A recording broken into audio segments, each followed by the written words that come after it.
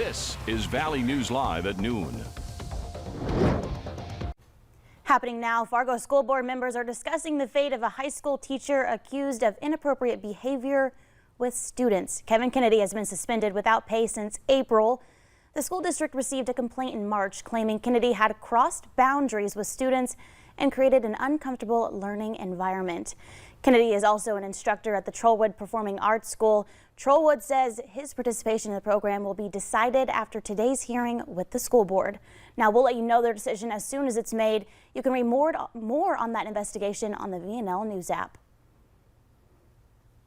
One man is dead and a woman is hurt from the storms that blew through overnight. The Douglas County Sheriff's Department says they were called to a camper around midnight near Alexandria for a report of a tree on a camper. A caller said the tree crashed onto the camper during the storm. The woman was taken to a hospital. Her condition is unknown at this time. The man was pronounced dead at the scene. Destructive thunderstorms ripped through the valley last night, and we now are getting a better look at some of the damage that's been left behind. Let's go to check in with forecaster Summer Schnellbach. Thank you so much, JC. Almost with that blue sky and calm conditions, it's like nothing ever happened.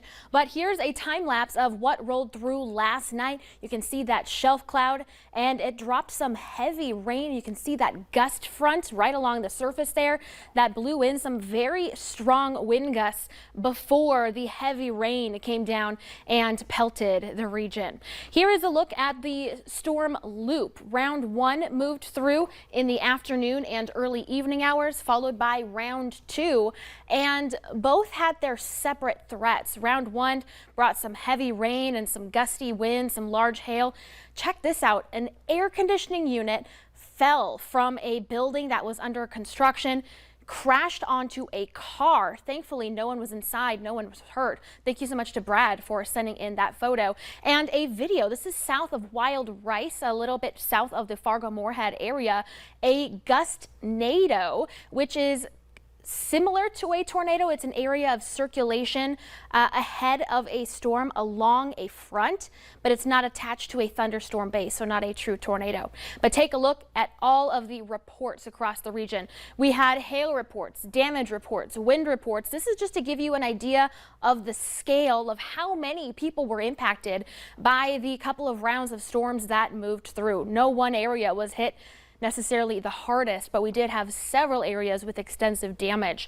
Some of the highest wind gusts, Mallory, Minnesota and Polk County, 91-mile-per-hour gust was reported. 2 miles south of Sabin, 86-mile-per-hour gust. That was a hard-hit area. Verndale, Minnesota, 83-mile-per-hour gust. 82 in Aberdeen, South Dakota, just northeast of Sabin on the other side of town, a gust to 72 miles per hour. 70 in West Fargo. Like I showed you on that time lapse, that gust moving through brought that gust to 70 miles per hour. Same thing 11 miles west of Elbow Lake. And in North Fargo, 2 miles north-northwest, a 64-mile-per-hour gust was reported. JC, the only quote-unquote good news that the storm brought was it's finally not as hot and not as humid. But we do have another warm-up coming up, so stick around. I'll be talking a bit more about that. So it's a little cool now, but it's going to warm up. Thank you, Summer. This morning, hundreds of people woke up without power once again. A Cass County Electric Cooperative says that crews were able to get the power back on to more than 800 customers by 1:15 this morning. The outages were reported in the Oxbow, Hickson, Colfax, and Kindred areas. The co-op says that the outages were caused by downed transmission poles and those thunderstorms. Happening right now, the January 6th committee investigating the attack on the U.S. Capitol turns its focus to local election officials, including 2 Republicans who say they heard directly from former President Trump in a coercive effort to hand to him the presidency. CBS's Skylar Henry has more on the 4th hearing from Capitol Hill. In the weeks before riotous mobs stormed the nation's capital, the committee says then-President Donald Trump and his allies pressured local election officials to change the results at the ballot boxes. They were basically trying to get state legislators to not certify the winner of the election, but certify the loser, Donald Trump. The committee will hear from 3 Republican witnesses today. Georgia Secretary of State Brad Raffensperger had this now infamous hour-long call with Trump, where the former president spelled out his wishes. I just want to find 780 votes. Raffensperger's deputy Gabriel Sterling will testify, along with Arizona State House Speaker Rusty Bowers, who said the former president and attorney Rudy Giuliani called him in November of 2020 to change the state's electors. He refused. Also appearing, Georgia election worker Wandrea Shea Moss, who Mr. Trump falsely accused of carrying out a fake ballot scheme.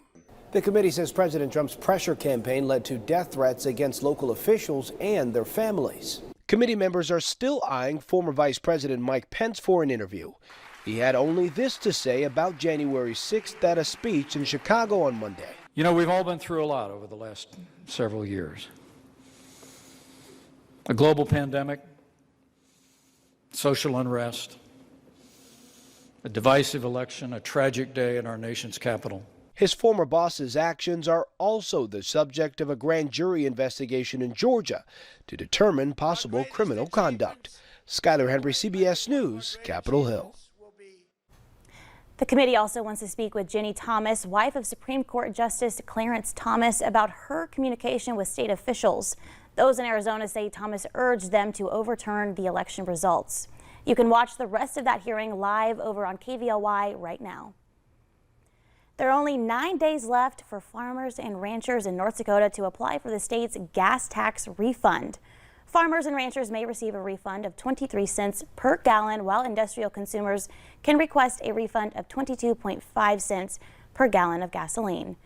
State gas taxes cover highway maintenance in North Dakota. However, ranchers and industrial consumers' pay are refundable because of construction equipment, tractors, and combines generally don't travel on those public highways.